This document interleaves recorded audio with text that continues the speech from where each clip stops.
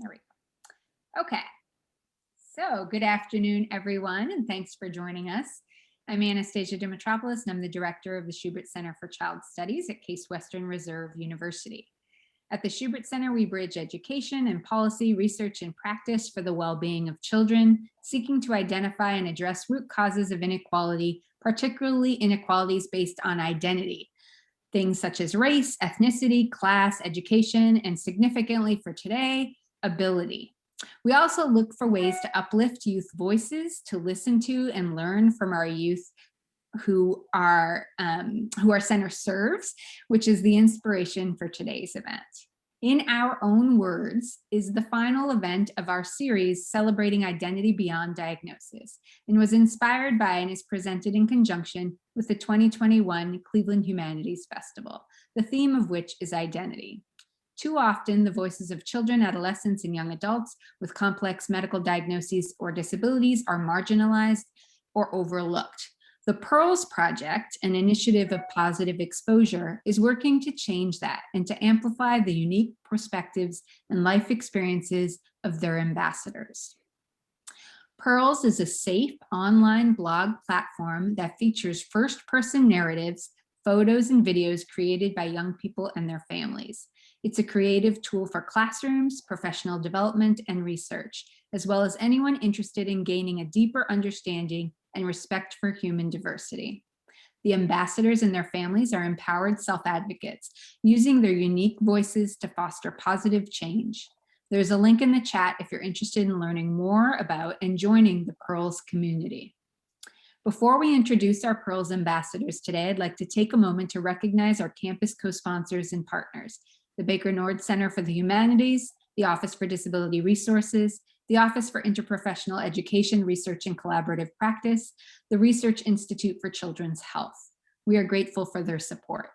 We are also delighted to welcome our community partners for the series: Achievement Centers for Children, A Special Wish Cleveland, Jewish Education Center of Cleveland, SEGULA, Madvocator, Educational and Health Care Training, Mother to Mother, Positive Education Program, REACH, Resource Education and Community Help Services, UCP of Greater Cleveland, and the Upside of Downs of Northeast Ohio. Thank you for your work that you do day in and day out to support the youth in our community.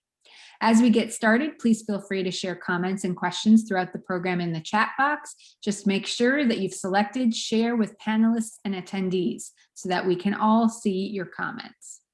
Now, we are honored to welcome Andrew Burbank, Kelsey Ferrill, Austin Hall, and Amy Hansen. They will be They will be introducing themselves during the conversation, which will be guided by Positive Exposure founder Rick Guidotti. Andrew, Kelsey, Austin, and Amy, we are delighted to have you join us today. We know that you will help us change how we see, and we're excited to see how we change. Please join me in welcoming Rick and the Pearls ambassadors. This is amazing. Well, first of all, before I get started, I have to, because you all look so amazing. I can't help myself. Get closer. Oh, gorgeous. I love it. Attitude, Kelsey, attitude. That's it. Gorgeous. I love these. These are so good. So, hey guys, I'm so excited to have you all here. Of course, I'm Rick Guidotti, the founder of Positive Exposure. Positive Exposure is a nonprofit organization that promotes a more inclusive world through educational programs, through photography, through film, multimedia exhibition. And together, we're here, and we're so much better together. We have our Pearl ambassadors right here today, and I'm thrilled to see you all together. So let's get started right away. We're going to start off with introducing ourselves. So let's start off with you, Amy. Take it away. I'm Amy Hansen, or Titanium Amy. I'm 29. I live in California. I like to draw, syrup, and collect rocks. Collect rocks. That's fabulous. I love that. Great introduction. Andrew, can you introduce yourself, sir? Thank you, Rick. My name is Andrew Burbank. I am 24 years old. Right now, I am living in Groton Point, Connecticut because of the pandemic. But if it's not the pandemic, I live in a community place called Chapel Haven/Schubert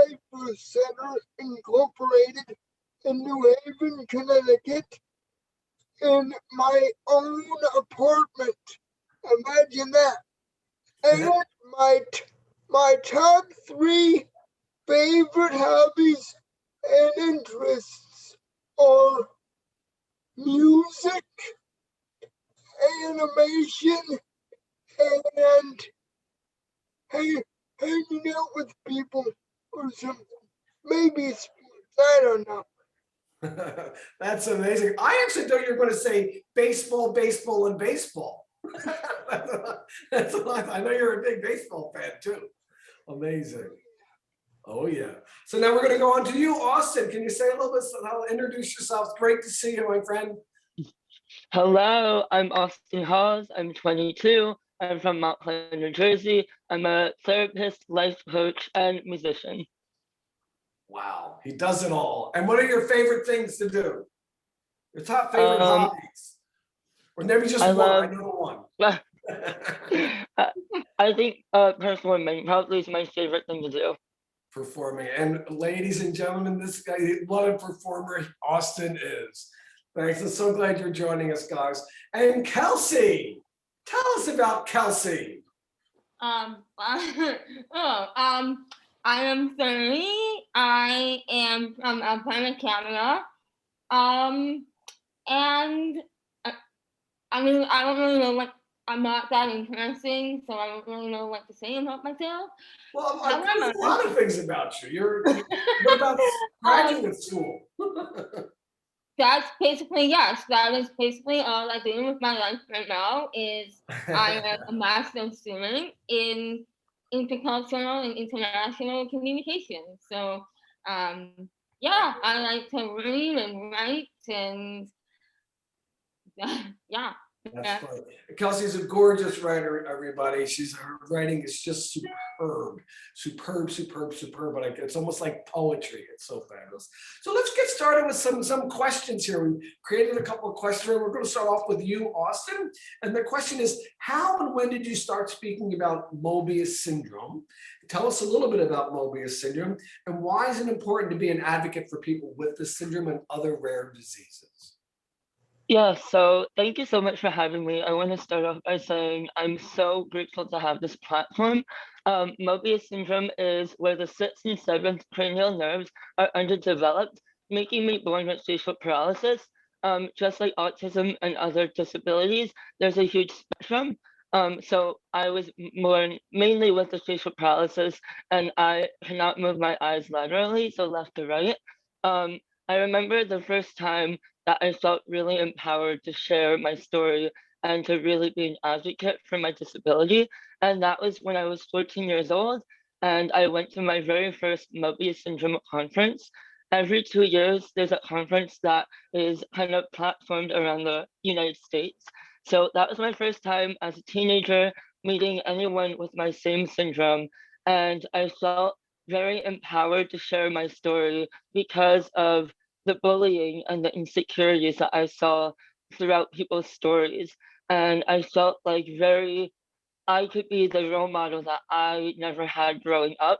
And I knew a lot of people needed some positivity and self-empowerment. So after that conference, I took it upon myself to be a social advocate, to share my story, to raise awareness. And I think awareness is so important for education and giving people the tools to interact with people with disabilities without, harming them emotionally, physically, and just being able to know what are the correct ways to go about, interacting with someone with a disability. So awareness is important for education and giving tools to people who do not know exactly how to approach different situations. Brilliant. Thanks so much, Austin. That was great. Thanks for sharing that great story of that journey. And Amy, can I ask you the same question? When did you start speaking about xeroderma pigmentosum? And why is it important for you to advocate? I know we've been on in Capitol Hill together. We've done a lot of things. We did everything. Why is it so important? And why are you're such a star when it comes to advocacy? Well, when I was a teenager, I didn't really like talking about my disease at all. I hated when doctors treated me like a lab rat, and I wasn't emotionally ready for that. But when I realized that I had a unique perspective, I was tired of people always saying I was suffering with rare disease. I wanted to show them I was living with one. So I became an ambassador for Positive Social Foundation to share my experiences. When people get to know me, they realize that having a rare disease is not the most interesting thing about me. That's just brilliant. And you know, there's so many interesting things about you, Amy. Titanium, Amy, I just adore that. That's so great. Andrew, can you answer that same question for us? How and when did you start becoming an advocate for rare disease and for medical conditions? Well, funny you should ask. The moment I started recognizing my medical condition was middle to late childhood, when I was around 10 years old. And I did an interview for the local paper for an Easter Seals walk where I lived back then. And it was one of the first times where I thought, oh my goodness, this is a new perspective that I'm gonna try and recognize. Wow.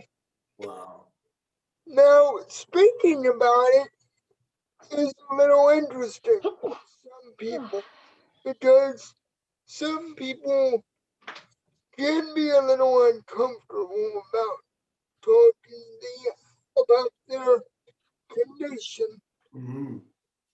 And something like that.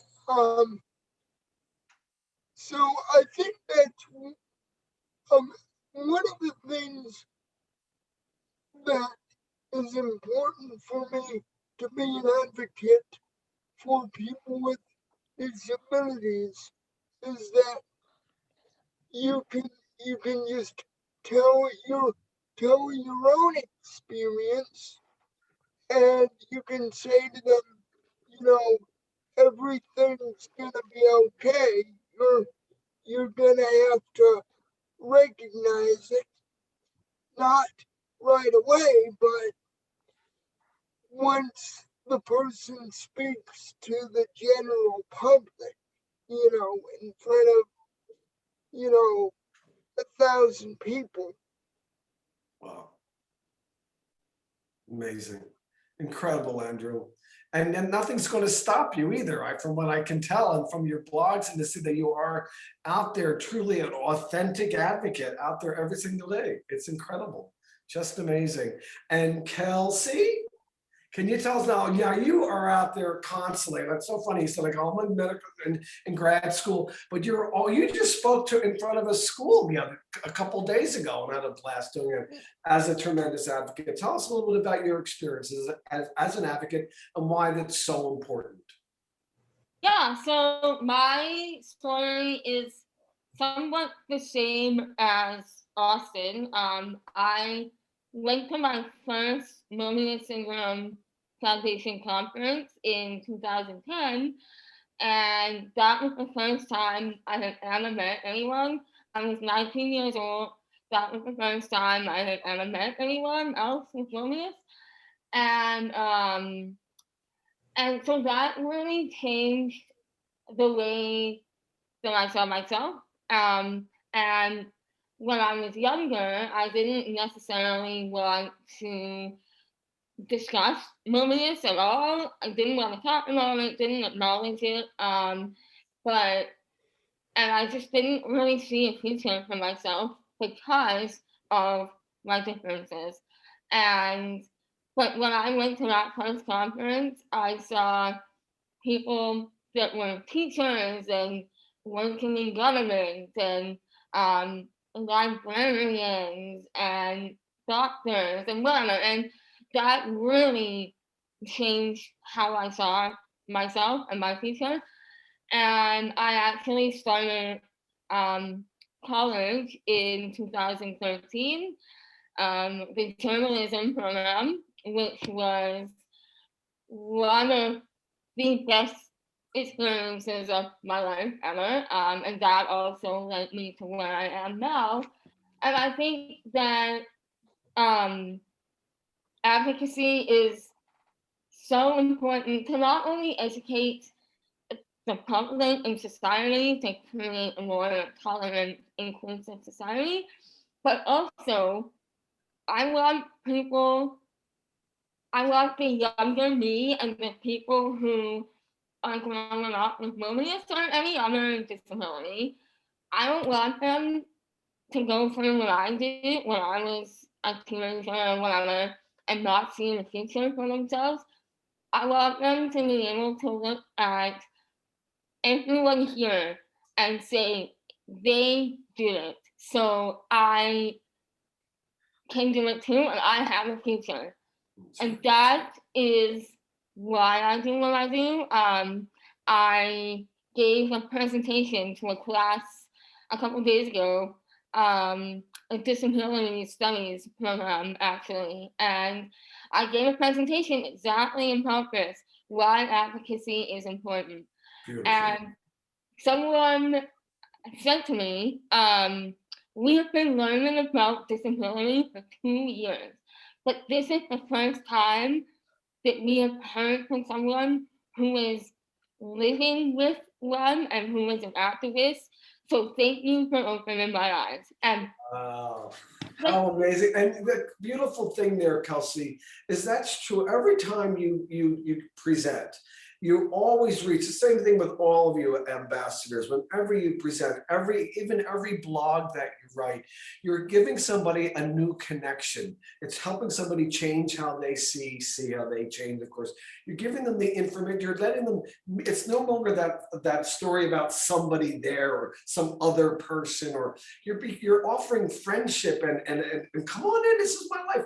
I'm sharing my life with you, and it changes everything once that connection is made. That's fantastic. Great story and a really great reaction. But I have a feeling it's true for all audiences that they get to meet you for the first time. And it also takes some of the scariness out of it. They realize that you're not suffering with your disease. You're living with zero dermapigmentosum, and it's not the most interesting thing around about you. So Amy, let's talk a little bit about that. Thank you for that, Kelsey.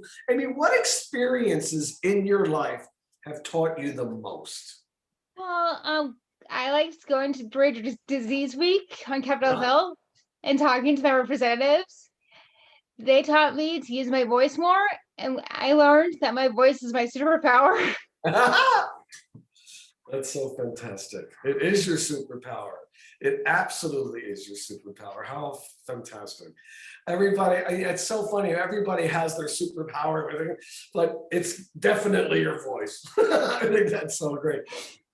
Andrew, how about you? What experiences in your life have taught you the most? So it was many years of experience actually, from about 2004 to 2014, so over 10 years.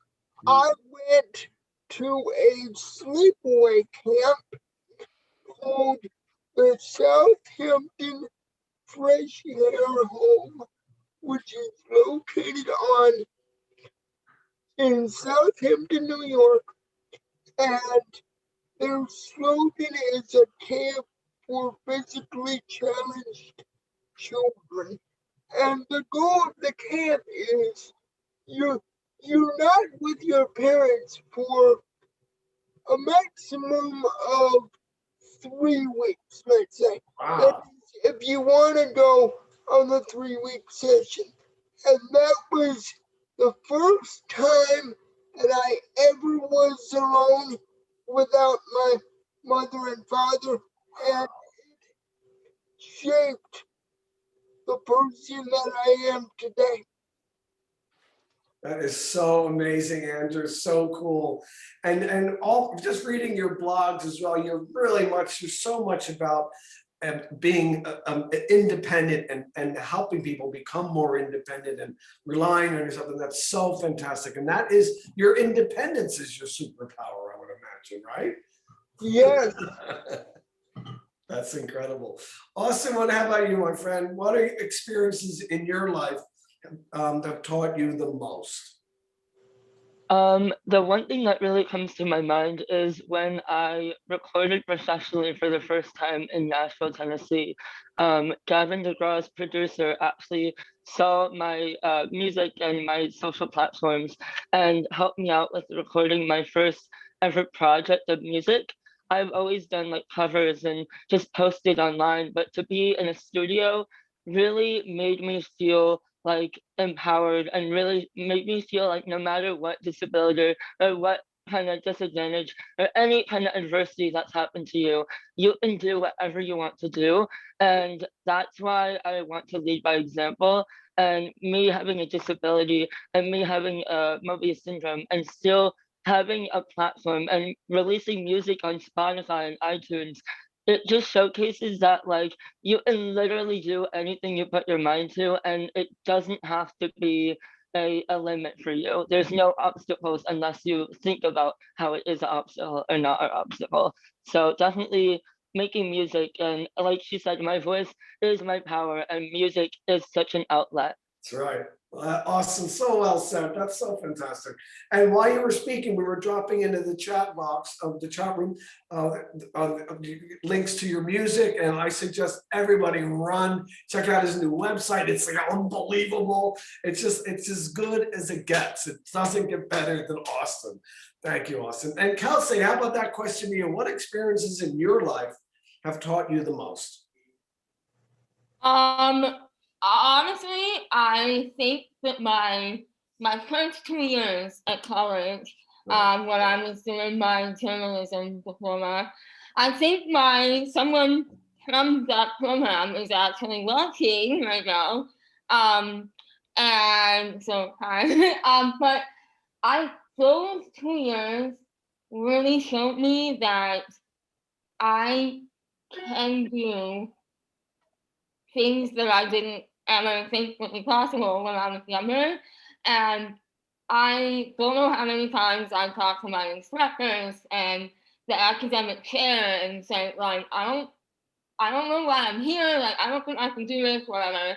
And they all assured me that I can, and they saw my potential and just what the world had to offer. And they knew that I could get through it, and not only get through it, but thrive and do well. So, and those 2 years were the greatest 2 years of my life. And I learned so much about myself and about the communications journalism industry. And this is why I went into communications in the first place, was to use my voice to tell the stories that have not been told. And so yeah, so definitely my first 2 years of college definitely changed. Fantastic. And I know we have so many more new experiences to have coming out all of our directions soon that we'll continue to learn from. It's so exciting. Another question, Amy, what do you wish people knew about kids living with disabilities? Well, we want to be challenged. Don't treat us like we're dumb. We don't want to be picked at glass for every team. We want to play. Get to know us instead of just looking at us or talking about us. We want to be included in all these things. Beautiful. Well done. Andrew, how about you? What do you wish people knew about kids living with disabilities? I would agree with Amy, and I think every person in the world should be included regardless of who they are. Because if I did not have a place like Chapel Haven, I would be stuck in my own ways. There's nothing wrong with being at home, but I am lucky to have my own environment. Aren't we all? If we live in a similar, if not more inclusive environment. Well said, Andrew. So amazing. That was so great. And again, we're better together. Austin, take it away. What do you wish people knew about kids living with disabilities? Um, I I want them to know that how amazing we are. Some of the people who have disabilities have been one of the nicest, most talented, most empathetic, just one of the biggest hearts.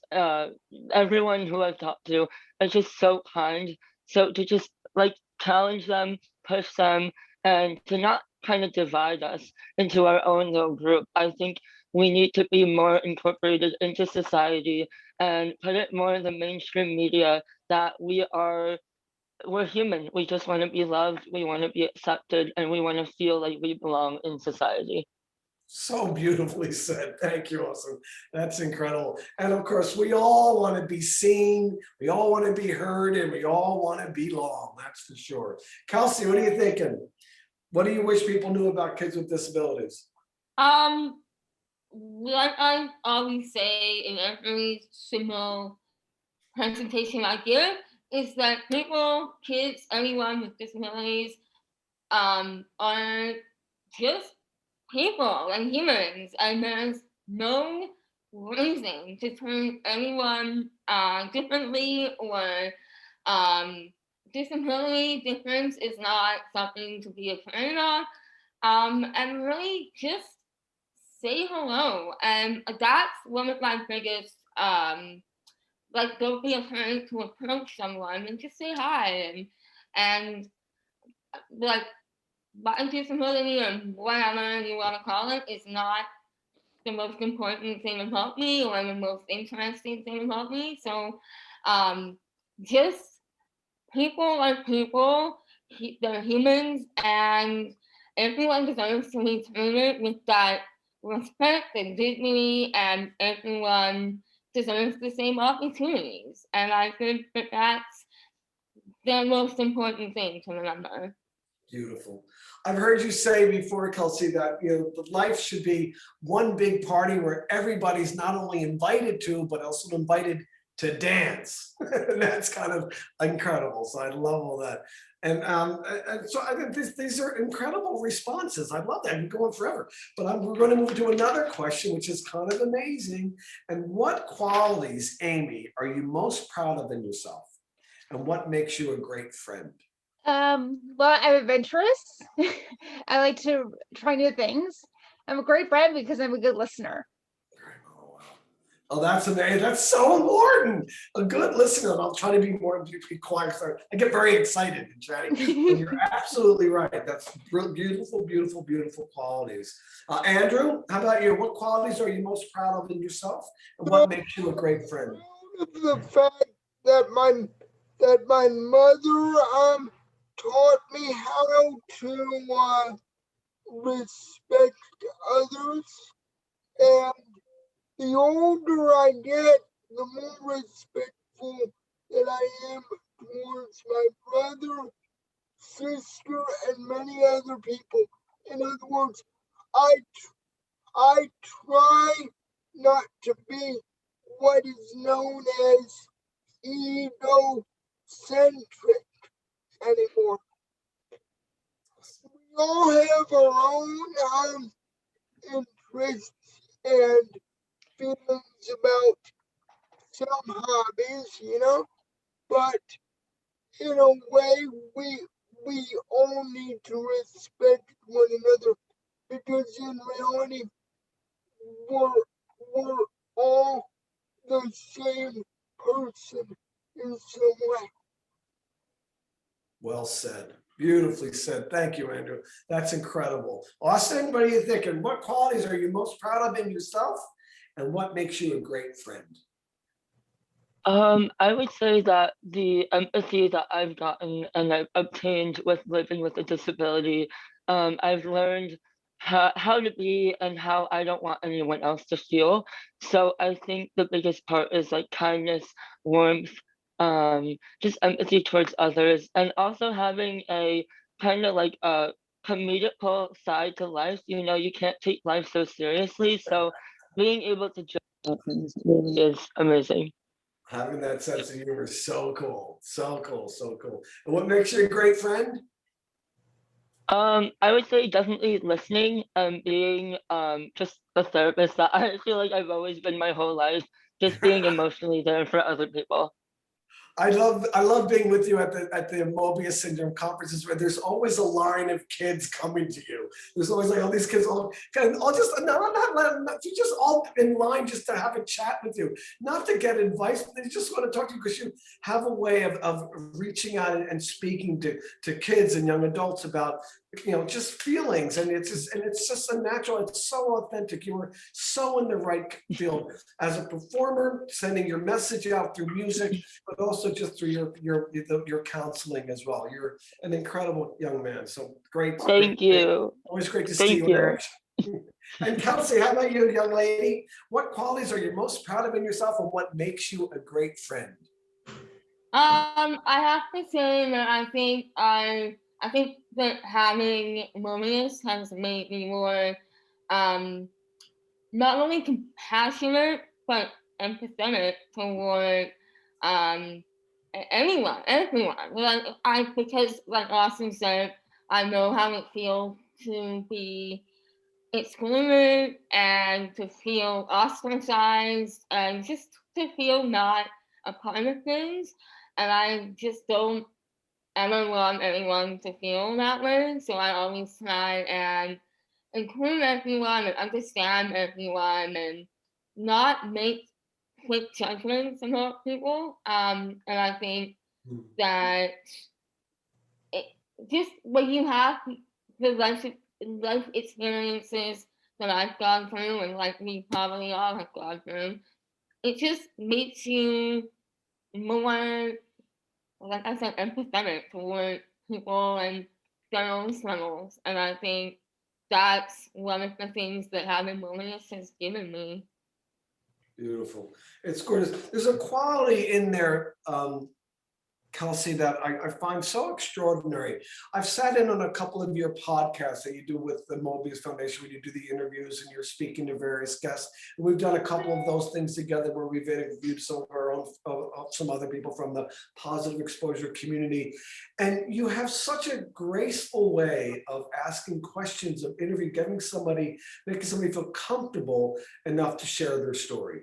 And it's so authentic and it's so important. It's so non-threatening, and yet you're kind of very, it's extraordinary. And I love that. And in your own writing, when I read your writing and in your blogs and any of the pieces that you post, there's always an invitation for someone also to be reflective. And I think that's such a gorgeous quality in your talents, and you're like that. And I call you a friend, a great friend. And you're also very much like that. You're always ready to listen as well, like all of you are. But it's always, I kind of feel like there's a beauty that's very special quality. So I appreciate it. So here's a really big zinger question. So what advice, Amy, do you have for other young activists, ambassadors who'd like to share their perspectives and make change in this world? Well, you have everything. You already have everything you need. Just do you. Your difference is your superpower. What? That's amazing. Your difference is your superpower. That's fantastic. Extraordinary.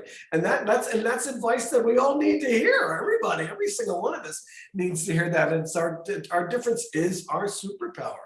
And so I'm going to go to you, Andrew, next. What advice do you have for other young ambassadors or activists who would like to share their perspectives and make change in the world? What I'm saying is, think about your hobby, your own hobby. Like and you're shooting, and make that into a movie and make it feel like as if you are the sports athlete, or you are the little kid walking around the schoolyard or whatever. That way people can look at your story and say, oh, they changed the world in goodness knows how many minutes. Amazing.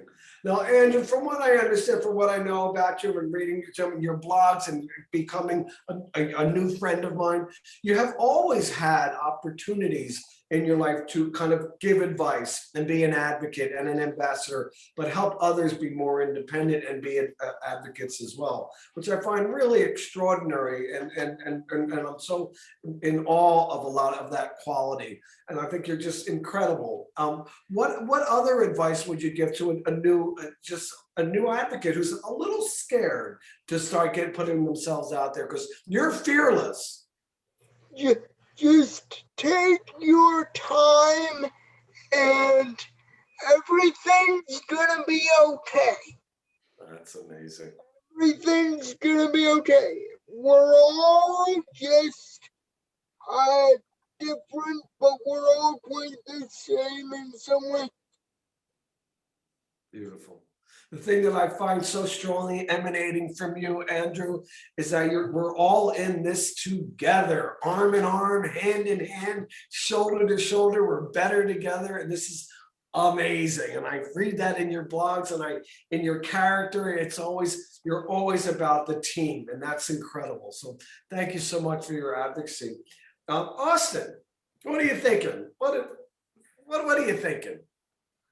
So the biggest thing that comes to me right now, and a common theme that I've had, especially this past year, is to just do it. Don't think about it.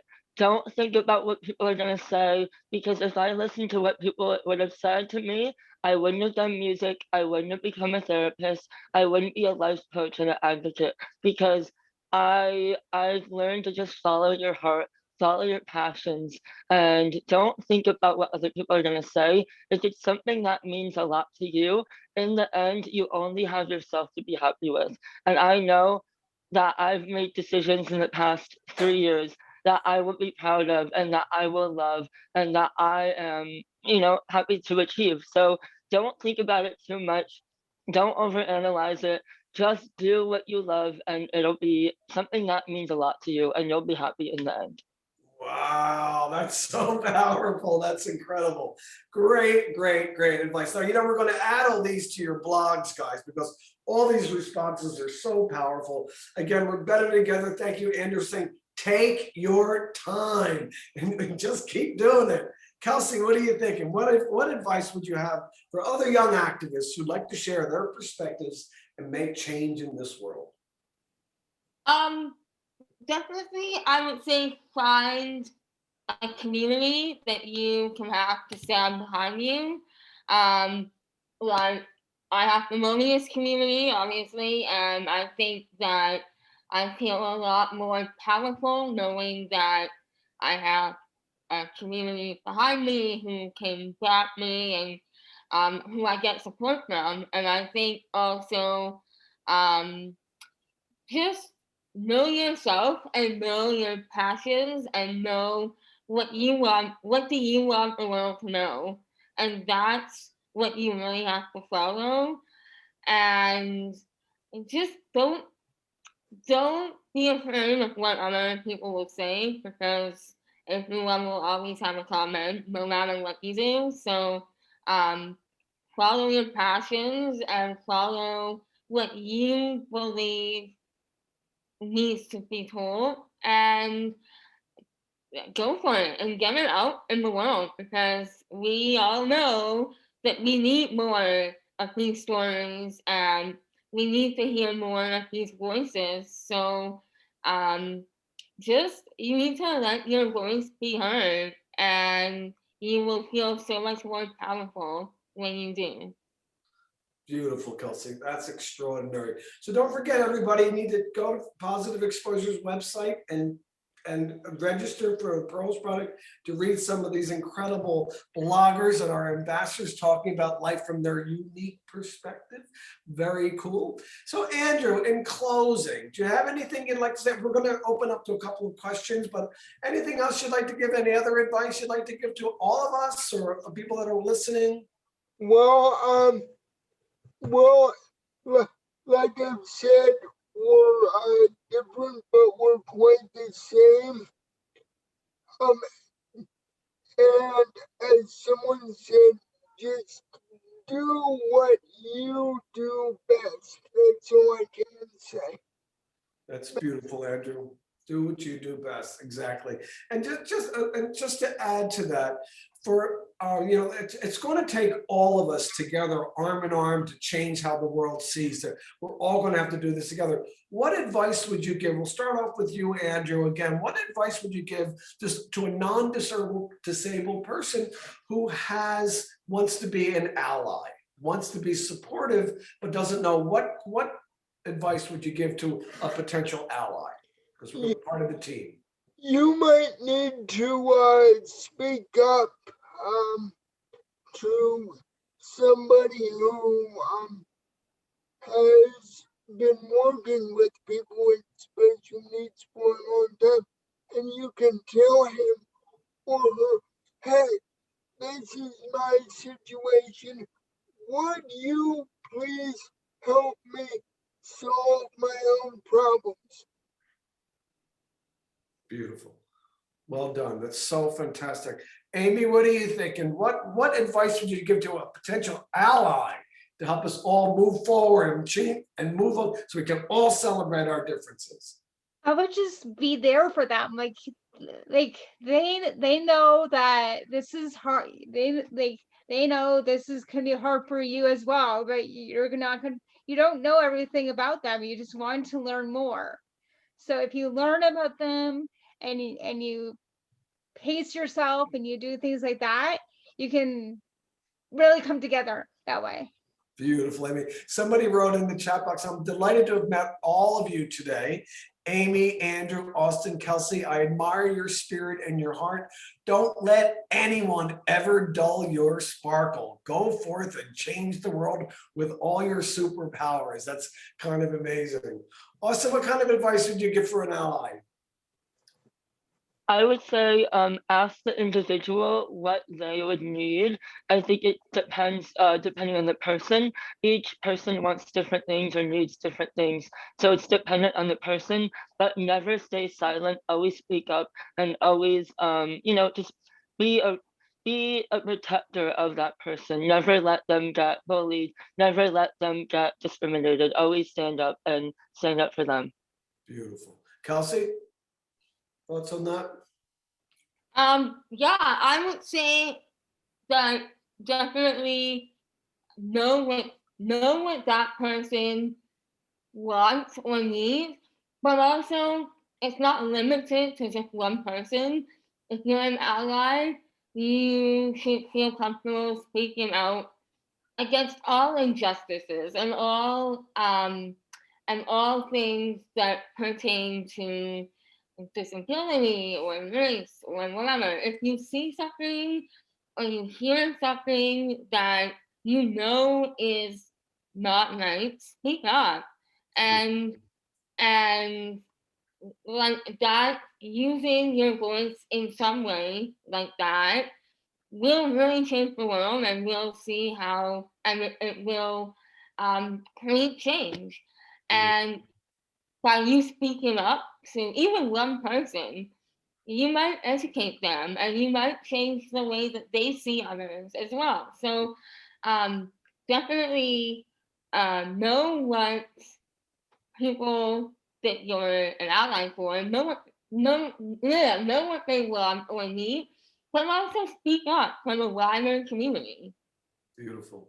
Great. Another question for you, Kelsey, then we'll ask everybody. But thinking back on schooling, what suggestions would you give to your teachers or others at the school to make it more inclusive? So make sure I got that question right. What suggestions might you give your teachers and or school to make it more inclusive? I would definitely say just know. That's a good question. Know what people want and know what people need. When I was in one of my classes, one of my instructors, he printed off a stack of notes for me, only me, and they were like a giant font.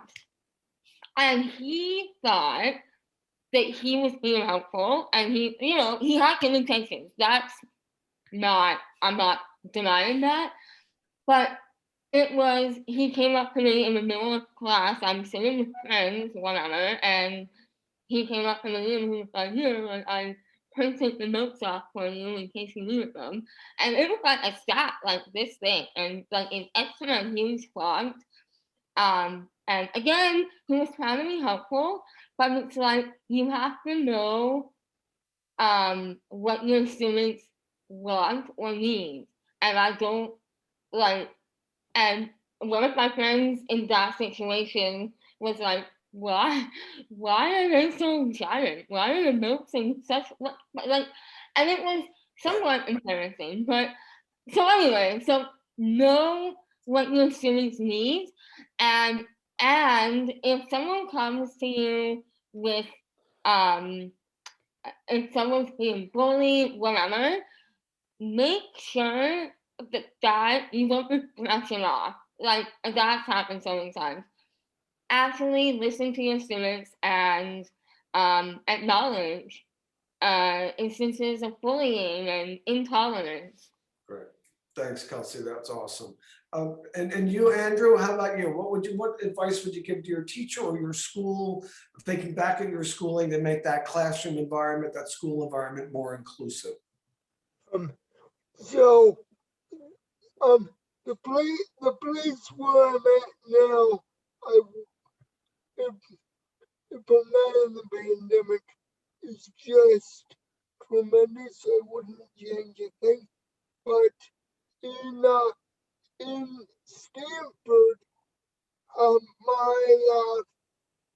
my high school years were different because there were not a lot of after school programs, and the singing group wasn't very diverse. It was only a small group, and so my advice to them is try to change your the design and the curriculum to make the high school that I went to, which was the Academy of Information Technology and Engineering, a little more inclusive, because at that time I do not think they had very good classes, and that's when my mother immediately thought, I think we might need to transfer to a different public school system. But other than that, it's all good. Amazing. Fantastic. Thanks for that. Really important advice. I've got a question from somebody in the audience. I'm just going to direct this to Amy first. Who are some of your role models, Amy? Oh, okay. I kind of draw my vision to like the female characters and like the superheroes and all these people that kind of have a really good story, like Captain Marvel and Ahsoka Tano and all these good characters that kind of empower you and yourself. Very nice. Great response. Awesome. Well, who are some of the other activists whose work you follow, or who are some of your role models? The person that comes to my mind is my mother. She always pushed me, and I think that is what gave me the confidence very young. She always said, like, it's very example, if you want this donut or if you want this bagel, you have to go talk to them yourself. So she pushed me out of my comfort zones very, very young. And I probably hated it at the time, but now I'm so happy that she pushed me out of my comfort zones. And now I feel confident and comfortable talking to people. So definitely my mom. And I think other male musicians out there who are able to express themselves and be themselves without any limitations. I think those were very good role models for me. Fantastic. Being authentic is the best way to go. And Andrew, who are some of your role models? My my parents and a case manager by the name of Lisa Belkey, who was part of the Fairfield Public Schools Community Partnership Program. And similar to Austin, my mother taught me something, but she really pushed me, because if she said, you need to go, I went from what? And I was just concentrating on harmonic changes on musical steps or whatever, to you really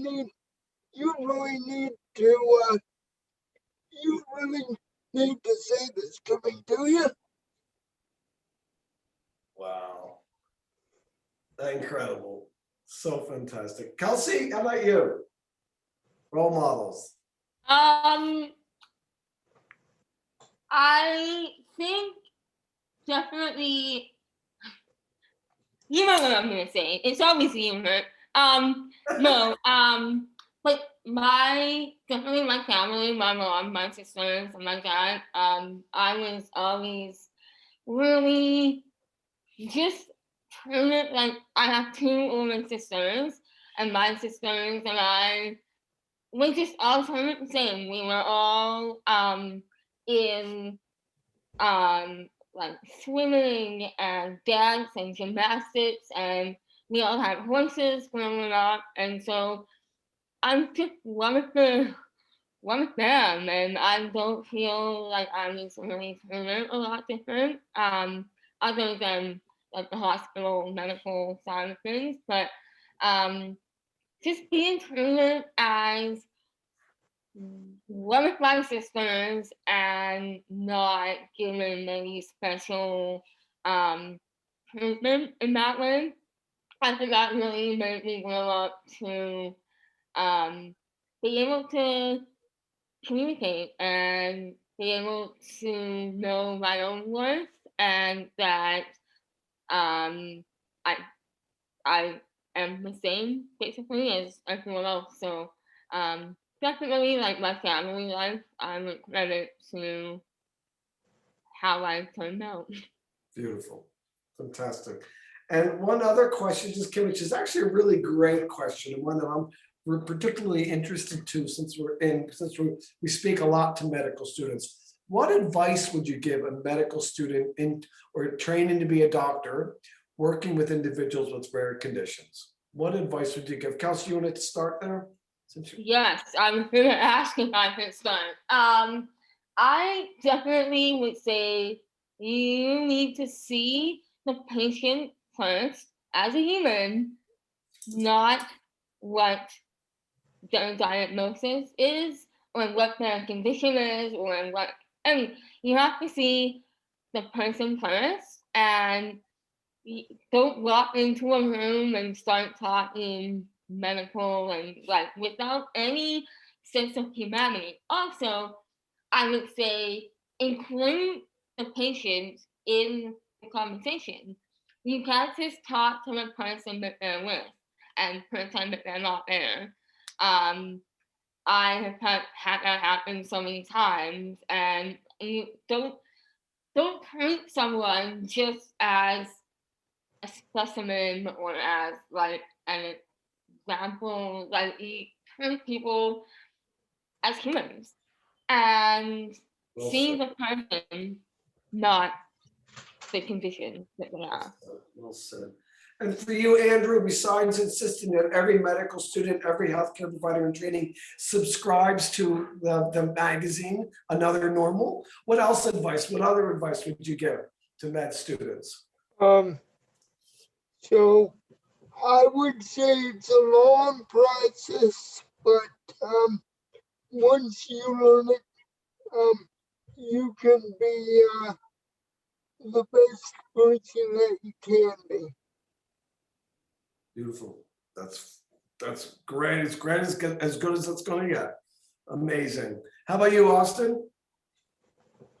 I would say if you are not knowledgeable in something, do not pretend to know what you're talking about.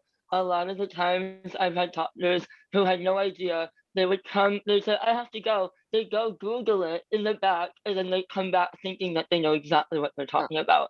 So honesty is a huge thing for me. If you don't know what you're doing, please don't act like you do. And just be very humble and very warm. Just talk to us like humans, as Kelsey said so beautifully. Just treat us like humans. We're not medical conditions. Fantastic. And Amy, I know early on you came on, was a great question to end with you, because the first way you described yourself is you're so much more than xeroderma pigmentosa. So tell us, what advice would you give to a medical student? Just ask me about it. I can give you more information than any other book can. You are not going to tell you, I'm not going to tell you that all these things and these pictures and stuff you see in medical book is not me. I don't have that whole whatever things that they have. I'm just here. Wonderful, unbelievable, the best advice. Woo-hoo! We all made the real.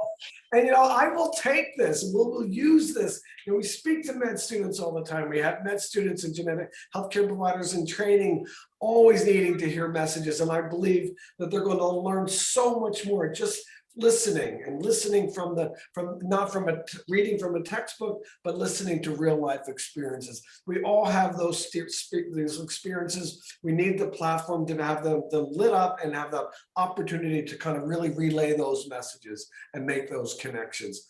Guys, I think we're just about out of time. You were amazing. This was so exciting, such a thrill. And I'm sorry, but I gotta photograph all you can, because you're just, everybody look at, nice. Can't wait till we're all in person. So thanks so much, guys. Thank Just you. in time for the pictures. I just want to say, y'all, Amy, Kelsey, Austin, Andrew, you have to take this on the road. The insight that you all had from the minute you started answering questions is really amazing. I've been working with rare disorders, with kids with Prader-Willi syndrome for 20 years. And just, the experiences that you shared, we have heard from families all the time, right? How doctors interact with you, what kind of barriers you're facing at school. And I think taking this show on the road, amazing and so helpful for families all over the world, really.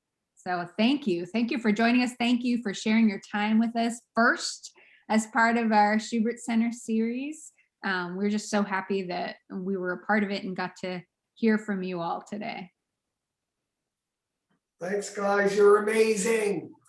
Amazing. Thank you. Thank you so much for having us. Yes, thank you. This is awesome. Thank you. You're welcome. You guys can come back anytime you want. I'd love for it to be in person. I was telling Rick on last night's call, I'm coming to visit as soon as we're coming. We can do this at our gallery. We can have these conversations once it's safe. We have them every Saturday, every Friday, every Tuesday. We It's can so fun. have these conversations. They're such important conversations to be had, and such great teachers all of you are, and such great role models to me, and such great mentors to all of us. So thank you so much for sharing all of your wisdom. Thank you.